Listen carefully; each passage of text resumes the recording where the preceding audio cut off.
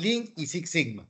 Realmente son dos metodologías que nacen en tiempos distintos. Ahora vamos a ver un poco de historia.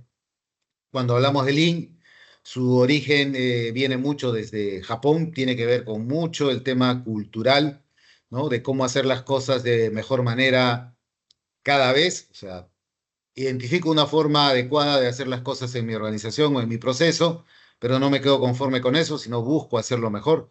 Todos creo hemos visto un poquito de la cultura japonesa de una u otra manera, no sé, a los que les gusta el fútbol por ahí en el mundial, al que sí pudimos ir como país, vieron cómo los japoneses pues se quedaban al final del partido a recoger los desperdicios que todo el estadio dejaba o que por lo menos ellos habían dejado en sus zonas, ¿no? Entonces, Lean tiene que ver mucho con lo cultural y eso vamos a aprenderlo un poco ahora. Y cuando hablamos de Six Sigma, sus orígenes pues están por ahí por los años 80, muy fuertemente arraigado en empresas norteamericanas como Motorola, General Electric, y vamos a entender un poco cómo nace y de qué va, ¿no? La idea de esta primera sesión es que entendamos claramente qué nos ofrece Lean, qué nos ofrece Six Sigma, y por sobre todo qué nos ofrece la combinación de estas dos metodologías que básicamente, como alguien comentó ahí, es parte de lo que las empresas actualmente buscan, ¿no? En muchas convocatorias laborales seguramente ustedes están mucho en esa línea expectante de algunas posiciones que se abren en organizaciones, buscan por lo general Lean Six Sigma, ¿no? La combinación de las dos. Pero hay que entender también, y eso es importante, y desde mi óptica y seguramente de muchos otros teóricos, que las dos herramientas también se pueden manejar de manera individual. Ya va a depender mucho de la organización, va a depender mucho de la necesidad que existe en cada organización o proceso para ver a qué le doy mayor impacto o prioridad, a Lean o a Six Sigma. Y eso lo vamos a aprender a discriminar ahora también. Pero la combinación de ambos, digamos, nos genera una potencia pues muy alta respecto a lo que podríamos conseguir cuando estamos buscando mejorar un proceso. Les decía que Lean básicamente tiene sus orígenes en Japón, bueno, inicialmente corrientes asociadas al desarrollo de la ingeniería en general, industrial, la ingeniería manufacturera, con Henry Ford, con Taylor, nacen por ahí en los años 900, no vamos a entrar en ese detalle, pero más o menos por el año 1924, 1930, comienza a desarrollarse todo lo que ahora se conoce como Lean en la modernidad, ¿no? Primero con Sakishi Toyoda, que es conocido como el rey japonés de los inventos, y el apellido Toyoda tiene que ver con la empresa Toyota que todos conocemos ahora. Entonces, cuando uno habla de Lean y habla de sus orígenes y habla de cómo se generó toda esta corriente, pues no puede dejar de ver la empresa Toyota y cómo se convirtió en el monstruo, el gigante actualmente que conocemos en la industria automotriz, ¿no? Pero entonces sus orígenes tienen que ver con estas personas. Este señor, Sakishi Toyoda, tenía fábrica de telares y comenzó a desarrollar algunos conceptos como el Jidoka o cinco porqués, como buscando formas de hacer mejor las cosas dentro de estos procesos. Más adelante, Hishiro Toyoda, fundador ya de la empresa Toyota como la conocemos actualmente, es conocido como el padre de la metodología Just in Time o la fabricación en serie.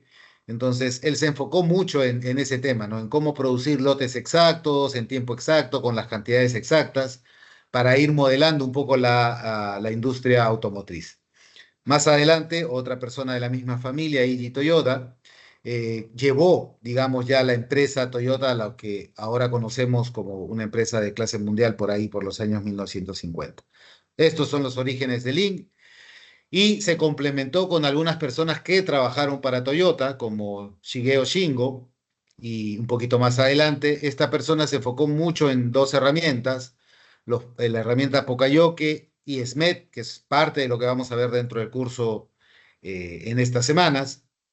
Pokayoke buscando generar dispositivos o mecanismos dentro de las organizaciones para eliminar los errores.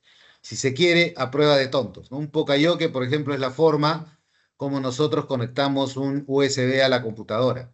O sea, no hay forma que cualquier ser humano pueda conectarlo, ¿no? Porque tiene una disposición particular, tiene una forma geométrica en particular, que, ok, te puedes equivocar una vez intentando introducir un USB a un puerto, pero no lo vas a hacer dos veces, pues simplemente lo giras y lo pones. Entonces, ese tipo de dispositivos, pensando en hace un siglo atrás, los comenzó a trabajar Shigeo Shingo en la industria de automatismo. Cómo generar dispositivos o mecanismos dentro de las operaciones para que los errores no ocurran.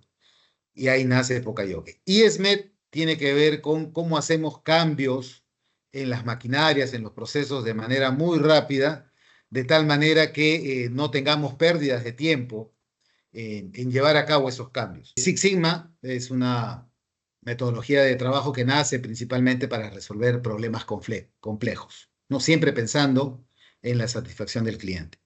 La idea de Six Sigma es mejorar la capacidad de los procesos.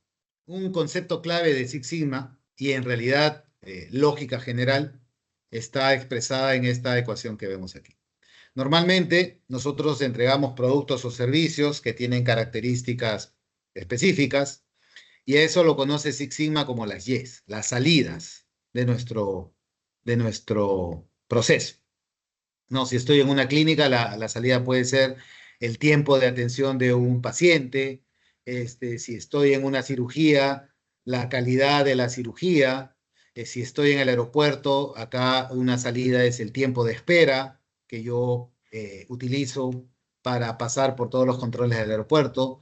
Todas esas son salidas de nuestros procesos, pero pongámonos a pensar un poco, ¿eso cómo se obtiene?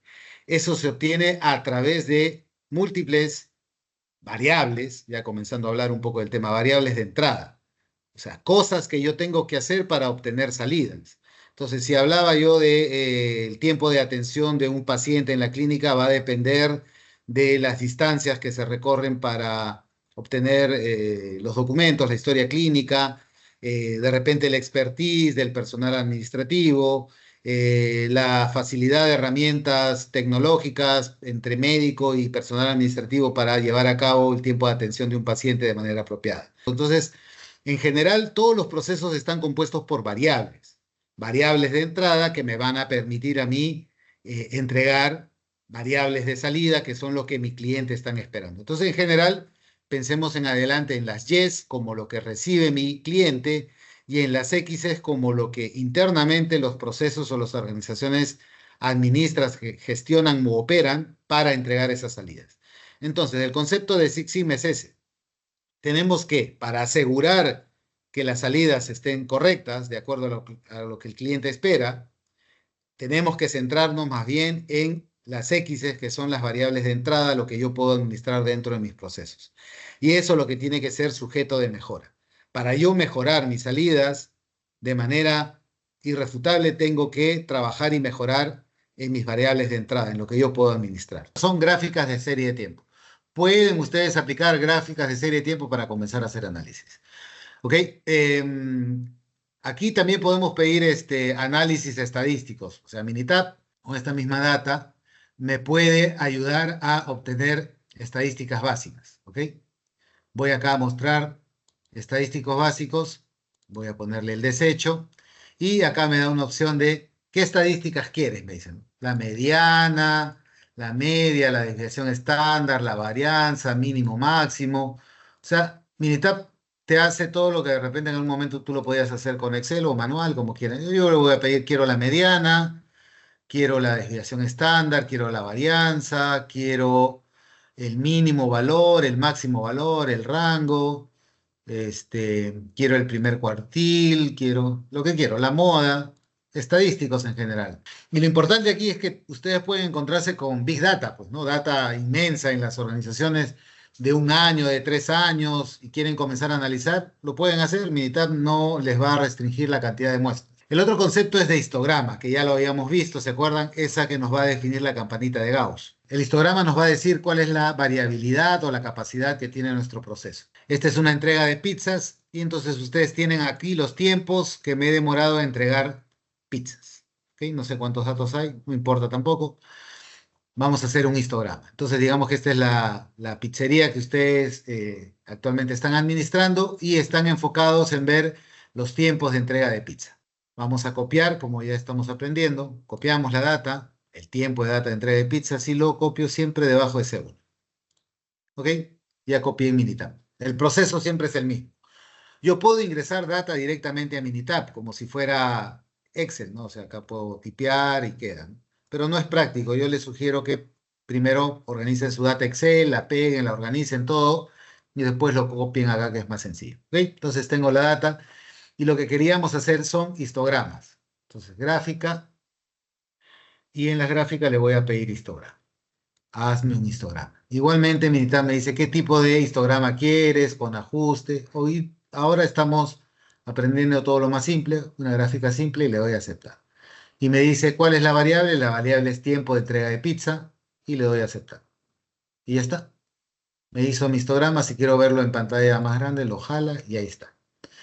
Les pregunto, esta campana de Gauss les resulta familiar a la que acabamos de ver. O sea, hay una variabilidad, tiene una forma más o menos normal, que es la idea de las campanas de Gauss, porque teóricamente, cuando uno hace las campanas de Gauss, puede tener comportamientos de este tipo, asimétricas, ¿no? Que esté tirado para un lado, que esté tirado para el otro lado, que tenga doble pico, que tenga doble pico separado. ¿Esta tiene un comportamiento normal o anómalo? ¿Se parece a una campana bonita o tiene distorsiones? ¿Qué opinan? Una campana normal, pues. Sí, eso es. Entonces, ya aprendimos a hacer histograma y vamos a hacer un tercer elemento más. Y lo importante del histograma es justamente eso, ¿no? Que nos permite identificar si los datos que hemos tomado tienen un comportamiento normal, que es un concepto que vamos a aprender más adelante. Y el último análisis que vamos a hacer es el de gráfica de cajas. ¿Cuál es la situación ahora? La primera situación era, yo tengo desperdicios en una fábrica de hilado y quiero ver qué comportamiento ha tenido en el año. La segunda era qué comportamiento tienen las entregas de pizza, si tiene un comportamiento normal o si tiene algunas particularidades, doble pico, inclinación. No la tenía. Y el tercer ejercicio, ustedes son dueños de un restaurante, ¿sí? Y tienen dos sedes. Y los tiempos promedio de atención por mesa son los que se han planteado acá. Y ustedes quieren saber si la atención en las dos sedes que tienen son iguales o diferentes. Para eso nos puede servir una gráfica de cajas y lo vamos a hacer. Como hemos aprendido, acá le ponemos archivo, nuevo, proyecto, ¿no? Y me queda limpia la hoja. Voy a copiar mi data debajo de C1 y aquí está. Restaurante 1, restaurante 2, los tiempos de atención en mesa en cada uno de los restaurantes.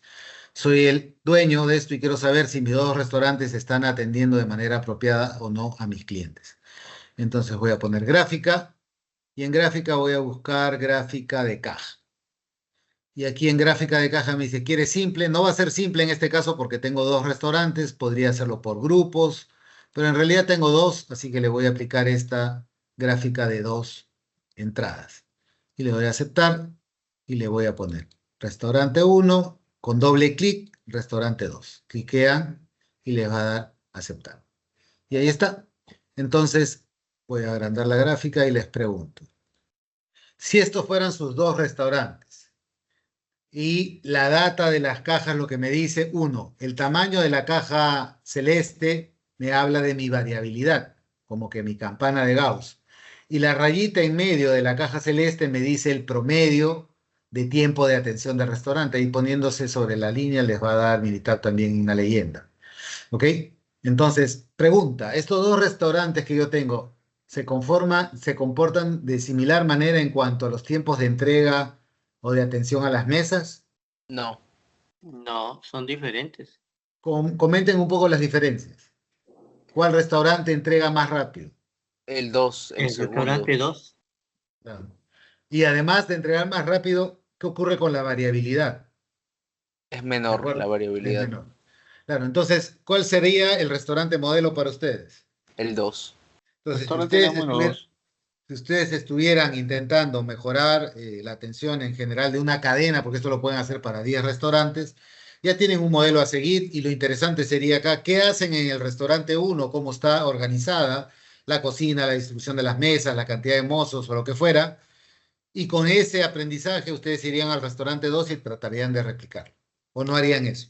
Creo que sí, ¿no? Se cae de sí, lógico que es algo que se podría hacer. Entonces, de nuevo, estamos comenzando a utilizar herramientas, pero lo que les quiero decir, a veces no forcemos y digamos, tenemos que hacer un proyecto Lean Six Sigma para mejorar el tiempo de atención en el restaurante uno y va a durar 6 meses, ¿no? O sea, si esto ya está así, es tan clara la respuesta, básicamente con tener herramientas de análisis como esta y saber interpretarlas, a ustedes les puede dar una línea clara de acción para poder trabajar. Por eso que hablaba en la teoría que los proyectos Six Sigma se deben encarar cuando tengo alguna problemática compleja, que no sea tan fácil o evidente de ver.